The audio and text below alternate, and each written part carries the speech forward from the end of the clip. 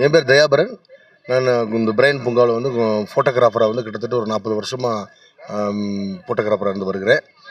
இப்போ பார்த்தீங்கன்னா வருஷம் வருஷம் மே 1 அப்படின்னு சொன்னால் ஒரு திருவிழா கூட்டம் மாதிரி இருக்கும். ஏகப்பட்ட வாகனங்கள், ஏகப்பட்ட சுற்றுலா பயணிகள் இப்படி வந்து எல்லாமே வந்து பூத்து குலுங்குற நேரம் இது. இந்த மே 1 வந்து எல்லாமே பூத்து குலுங்குற நேரம். இந்த நாளில் வந்து நிறைய கூட்டம் வரும், நிறைய டூரிஸ்ட் வருவாங்க. அதை நம்பி வந்து இந்த கொடைக்கானல் மக்களும் நாங்களுமே வந்து இந்த கொடைக்கானல் டூரிஸ்ட் வருகையை ஒட்டி தான் நாங்கள்லாம் வந்து இருக்கிறோம். இந்த மாதத்தில் சம்பாதிக்கிற பணம் மட்டும்தான் எங்களுக்கு வந்து 10 மாதத்துக்கு வந்து வச்சு செலவு பண்ணுவோம். அந்த அளவுக்கு முந்திலாம் இருந்துச்சு. இப்போ பார்த்தீங்கன்னா வந்து டூரிஸ்ட் வருகை கம்மியாயிருச்சு.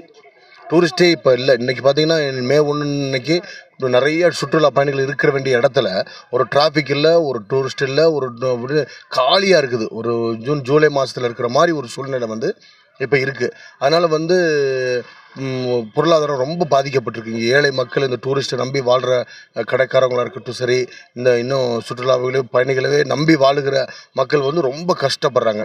இது என்ன காரணம்னே ஒன்றும் புரியல. ஏன் டூரிஸ்ட் வருகை இவ்வளோ கம்மியாயிருச்சு? ஒருவேளை பாஸ் போட்டது நிமித்தம் டூரிஸ்ட் கம்மியாயிருச்சா, இல்லை என்ன காரணம்னே ஒன்றும் புரிய முடியல.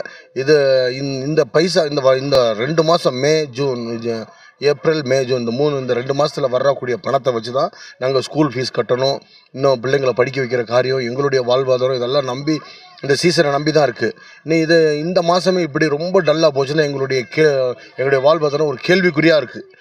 அதனால் என்ன செய்கிறதுன்னு தெரில. இதனால மன வருத்தமாக இருக்குது. என்ன செய்கிறதுன்னு தெரியாமல் இருக்குது. இந்த நாட்களெல்லாம் வந்து நிறையா பயணிகள் வந்திருக்கணும், வரல. பயணிகள் வருகை ரொம்ப கம்மியாக இருக்குது.